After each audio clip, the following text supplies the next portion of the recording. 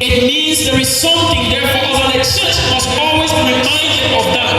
Know that John, for one, will tell us that his gospel does not capture everything that Jesus did, right? Because if you are trying to do that, even the books of the whole world will not contain the information. But now it means he was writing with some clear editing. But in his edited writing of the mission of Jesus, 10 chapters are dedicated to 1 week. This means there is something really, really important in that. Let's not even talk about the book of Acts. But the book of Acts that will come on board now to narrate the life of the early church will return to the events of this passion with frequency. You read over and over, they keep going back to it. Why? Because this is the culmination of Jesus' ministry. This is where it all comes to the point. This is where the picture becomes brighter. We understand what it was all about. And then you get to the rest of the Bible, say Old Testament, New Testament, it's all about this week. All prophecies were about this week. In fact, everything in the Bible, the theology of the Bible itself is all embedded in this week. This means as much as we don't have an express mandate to celebrate this week, but the biblical writings simply wants to convince us that there is something of essence though, right, in this week that you need to always bring to your remembrance. This is my prayer for this 1 week that we spend together. And this prayer comes from the fact that if this week is what the gospel writers are painting it to be, it will be a prayer that as Bambini Baptist Church, we will be grounded in the love of Jesus Christ, because this week, more than ever before, paints the attributes of Jesus far better than any other. If Jesus loves, we'll see love this week.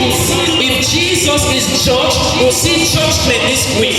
If Jesus is compassionate, we'll see compassion this week. I mean, all who this man Jesus is brought to a shouting focus this week. And so I pray that as we gaze at Jesus this week, our love for Jesus will be deepened. Not just that, as we seek to know Jesus throughout this week, and we seek to grow in fellowship with Him throughout this week, and ponder on the word that He did for us throughout this week, I pray that God indeed will fill every Christian in Bambini Baptist Church with that confident hope that Jesus is for us, His kingdom is a sure success, so that every sorrow that we have ever had indeed becomes to joy as we run throughout this week. And why I say sorrow turning into joy is because the ministry life of Jesus for the first 2 years and many months made the disciples come to this week with a lot of hope, but somehow that hope was dashed to the rocks, so they thought, and so there was a lot of sorrow.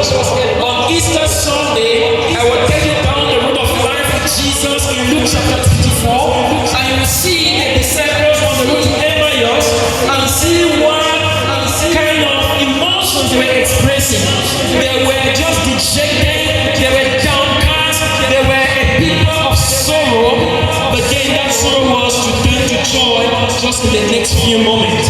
And my prayer is, as our love for Jesus is deep, and as we know Jesus this week, as we walk with the breakthrough of the church this week, we'll get to that point, that our sorrows, maybe because of misconceptions about this kingdom, will turn to joy when we come to the realization the kingdom of Jesus is a sure success, and we rejoice that we are part of that kingdom.